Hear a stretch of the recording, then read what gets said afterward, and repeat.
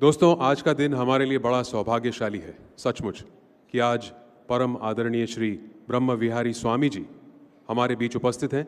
पूज्य स्वामी जी से सविनय करबद्ध अनुनय है कि अपने आशीर्वचनों से सभागार को संतृप्त करें। जी।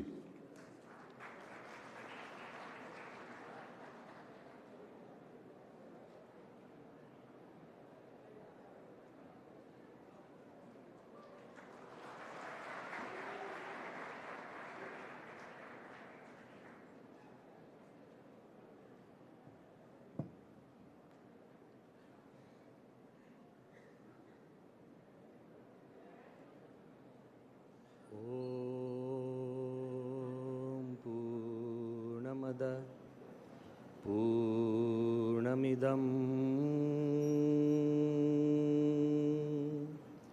पूर्णात्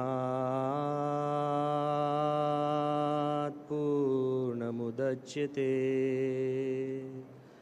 पूर्णस्य पूर्णमादाय पूर्णमेवावशिष्यते।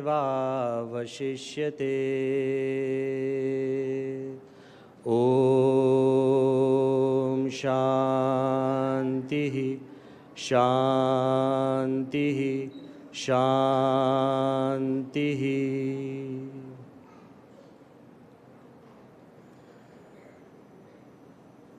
In the divine presence of Bhagavan Swaminarayan, in the equally divine presence of my Guru Hari Pramukh Swami, Mahan Sai Maharaj, in the most respected and revered presence of Shri J.P. Nadda Sahib, Honorable Chief Minister of Gujarat Vijay Bhai, Jitu Bhai, Pradeep Si Jadeja, and all the people on the dais, but in the most respected presence and honored presence of all of you young students who are the chief guest of this function today.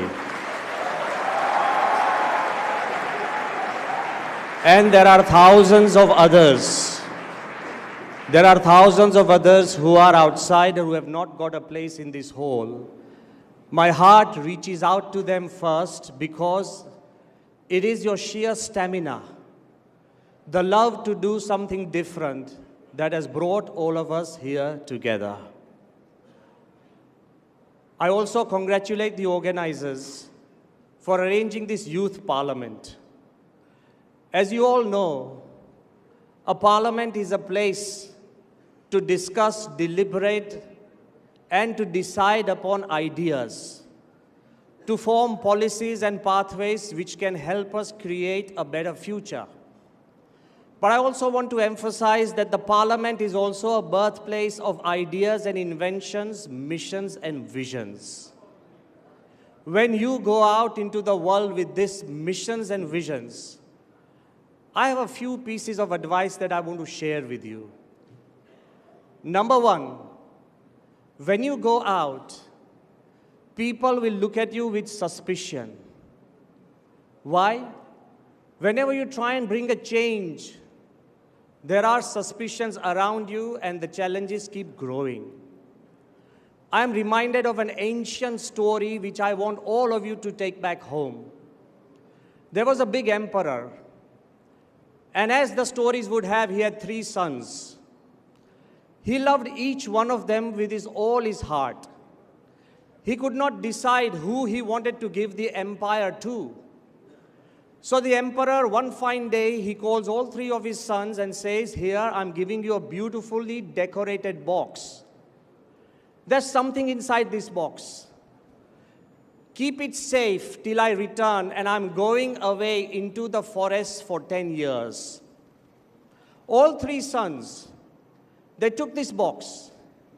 After 10 years, when the emperor returned, he went to the first son and he said, "Where is the box?" The son smiled. He said, "Father, you had told me to preserve it, to keep it as it is. So here's a room, there's a locker. Inside that I've put the box. And I have kept security 24 hours to make sure nobody enters, nobody comes out." He opens up that box. In that box, there were seeds. And he told his father that these seeds are as they were, and I'm returning back to you just as you had told me. Preservation. He goes to the second son and says, where is the box I gave you? The son said, when I looked into the box, I saw seeds. And I knew you were going to come back after 10 years. So every year I exchange those seeds for new seeds. So now I am returning the seeds to you, which you can really grow. Exchange meaning renovation. One son went for preservation. The other went for renovation. He goes to the third son and he says, dear son, where are the seeds that I gave you? He takes his father behind the palace and he shows him a forest. He says, Dad, in 10 years, all the trees have grown. That is rejuvenation. There will be 3 types of students inside this parliament. Those who would go back and say, we love our culture, we love our values, let's preserve them as they are in the scriptures. Great, that's preservation. The others will say, let's change our ideas from the old to the new, renovation. But I want each one of you to go out from here and rejuvenate our values. That is the goal of this parliament. Go out into the world, plant the seeds in your own heart and go out and grow the seeds around you if we want a beautiful India. But as you are young, the biggest challenge that you will face even after this parliament is people will tell you you are too young. And some people will tell you you are too inexperienced. But I am here, stand before you to remind you of one eternal and immortal fact, that youth is perhaps the most dynamic and most creative and productive phase of the human life. Why? You have the power to think, and you have the power to think different. When we were babies, other people thought for us. And when you get old, nobody thinks for you. Youth is the only phase when you can think for yourself and create a difference on this earth. So, take advantage of what you have. But you might tell me, Swami, how should we think different? Let's change the laws of the game. Number 1, if you are here in this youth parliament, and if you think that you are here to seek solutions, you are wrong. I believe if you can even ask the right questions, you will find solutions. The ability to ask questions is not a sign of ignorance, it's a sign of intelligence. If we can ask the right questions, the famous scientist Einstein often said, everybody hear it properly.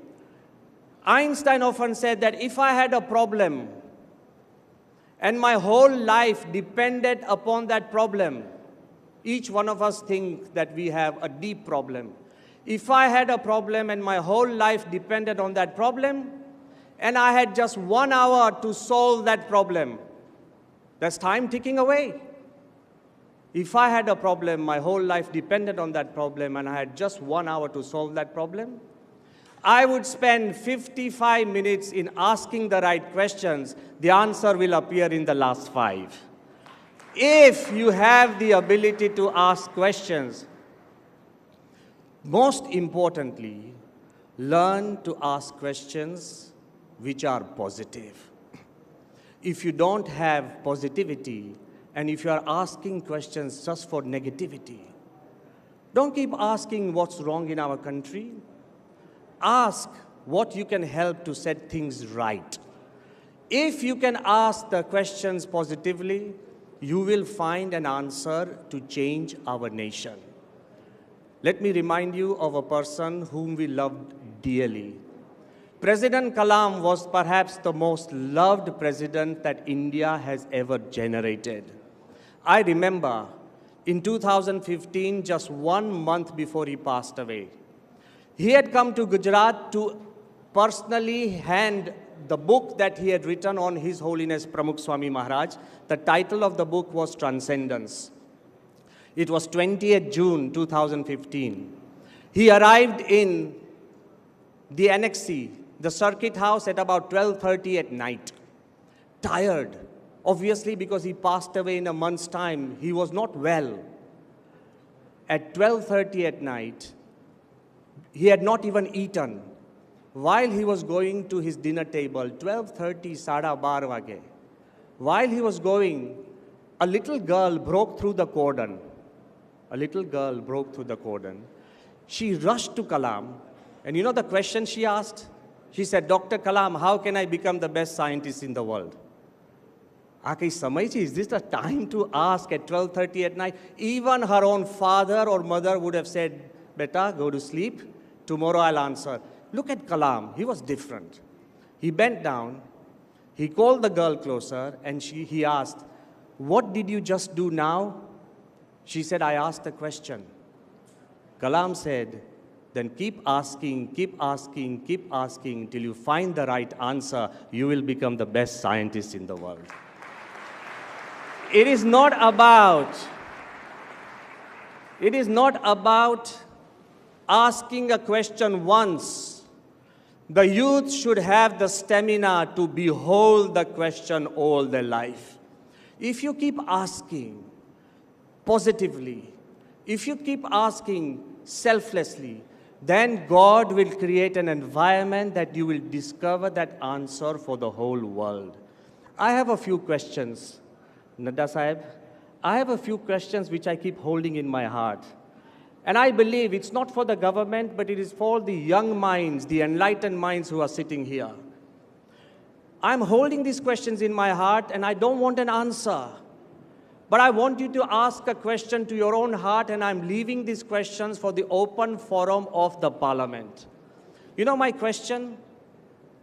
That never before in the history of humanity, there have been more peace conferences, more peace summits, more religious people talking about peace, I'm included, more leaders wanting peace, more population searching for peace. Never before in the history of humanity there have been more awareness of peace. Then why is the largest earning industry in the world armaments? I don't want an answer. Think about it.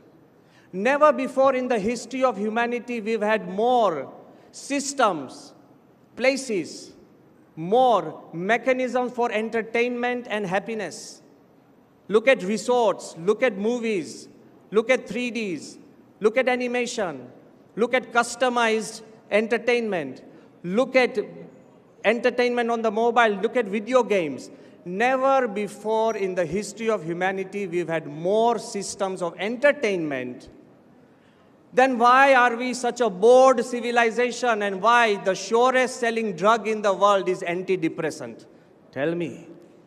You tell me. It should come from the youth. And the third question which I share, and I want to share with you, that never before in the history of humanity we have been more connected. Not just letters, not just telephones, not just mobiles, not just emails, not just Facebooks, not just Instagrams, not just Snapchats, not just the weird things that we connect ourselves with. Then why are we feeling so lonely when we don't see a blue tick?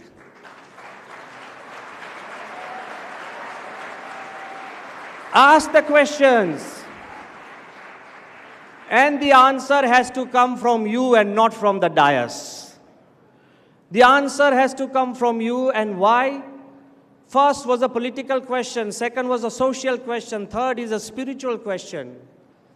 Dr. Kalam, our most beloved president, he came with a question to His Holiness Pramukh Swami, and I want to share and conclude. Dr. Kalam, when he was the principal scientific advisor to the Prime Minister of India, the chief of DRDO, not an ordinary position, the father of our nuclear bomb, he came to His Holiness Pramukh Swami, and I happen to be the translator. That's why I want to share this incident.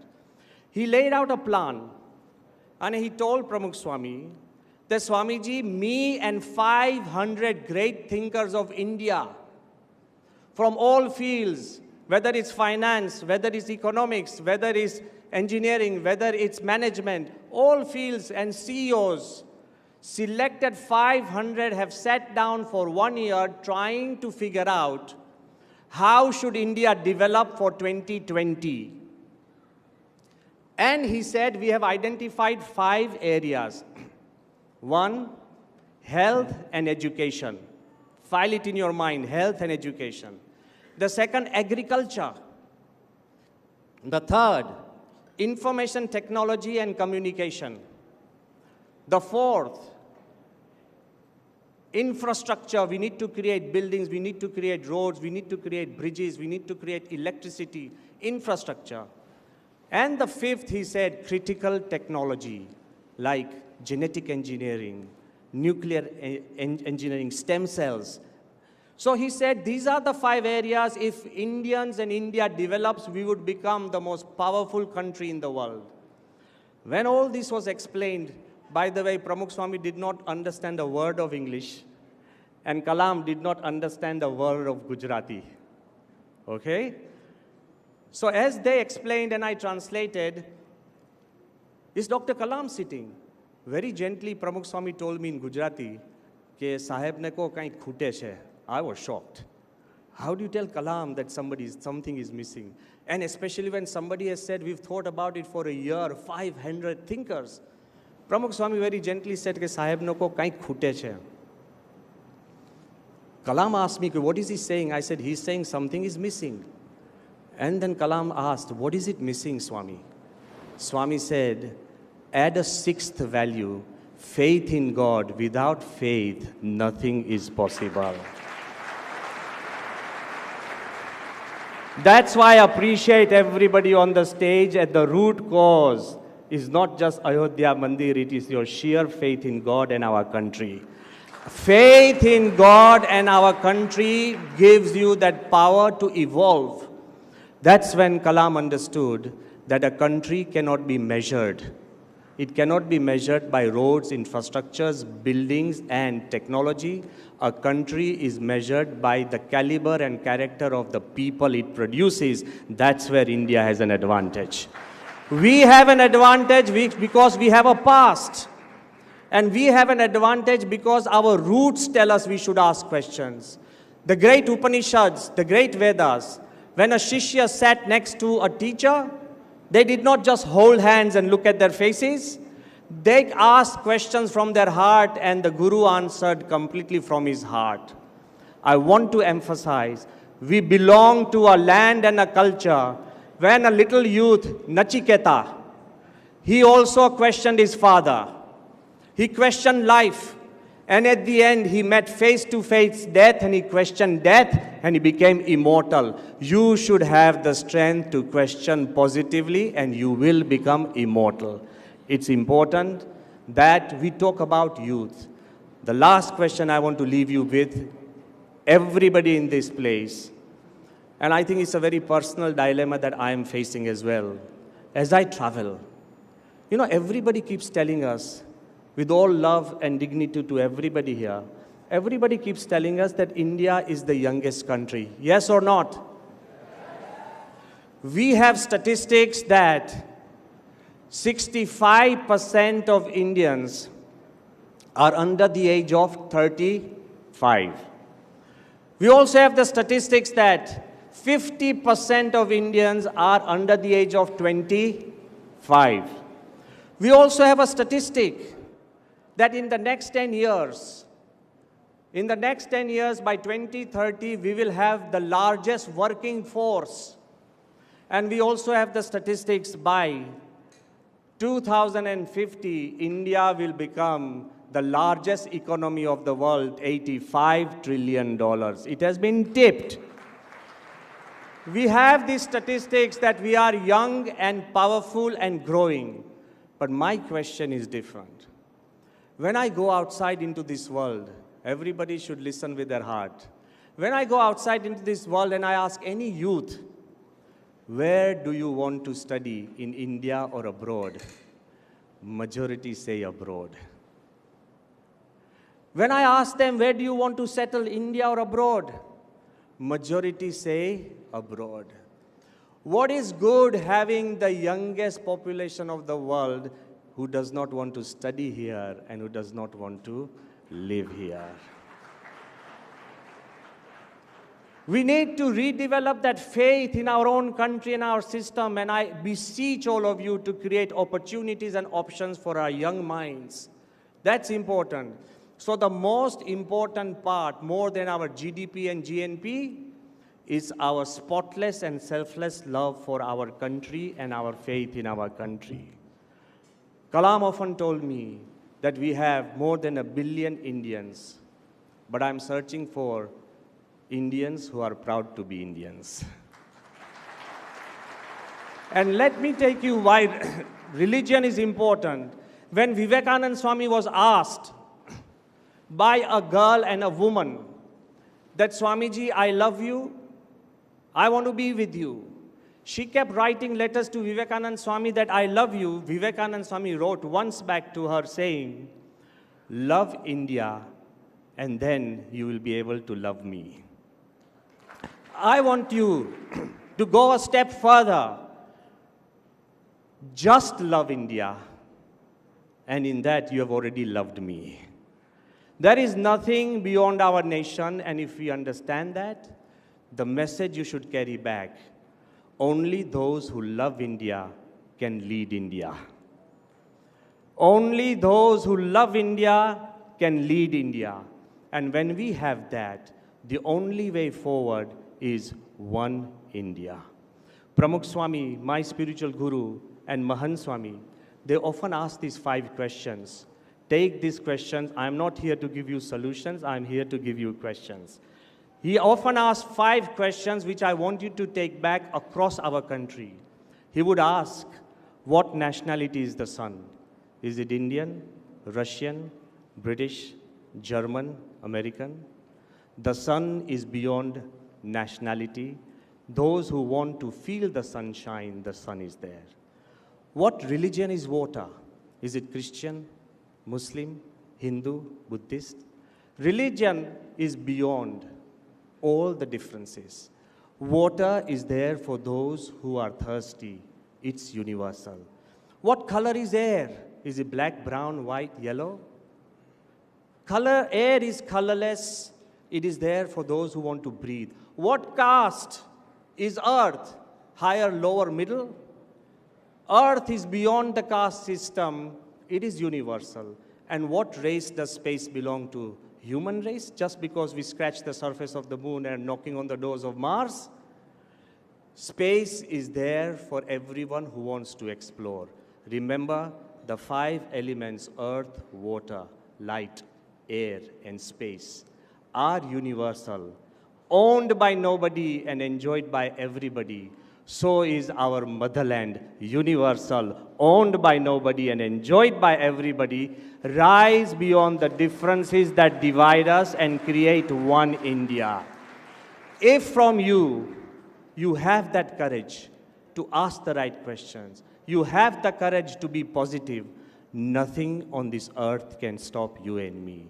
I'll leave you with the last idea, that people will complain that times are difficult. People will say that it is recession. People will say that there are less opportunities. But remember this story, this is your story. Once there was a boy. Every morning he would go to the seashore. And he would contemplate that once when I grow up, I will sail in a boat, go to the middle of the ocean, and tell the world that I have conquered the ocean. I want to shout and tell the world that I have conquered the ocean. Once, when nobody was there, this little boy gets into a small boat. As he is sailing into the sea, now remember, the waves on the seashore are small. The waves in the sea are huge. The fish on the seashore are small. The fish in the middle of the ocean are huge. The winds are deliberate and terrible. As the boy went into the middle of the ocean, shouting to the world that once I reach the middle of the ocean, I will tell the world that I have conquered the ocean, his boat capsized. And the boat started going deep, deep, deep, deep, deep. And once the boy was at the bottom of the ocean, you know what he said? I'll still tell the world that I have conquered the ocean, because such a mighty ocean could not keep a little boy on his chest. Here I am at the bottom of the ocean, keeping the whole ocean on my chest. I have conquered the ocean. Go outside and tell the world that you have conquered the ocean. Don't just preserve our values and renovate them. Go out and rejuvenate them. Thank you very much.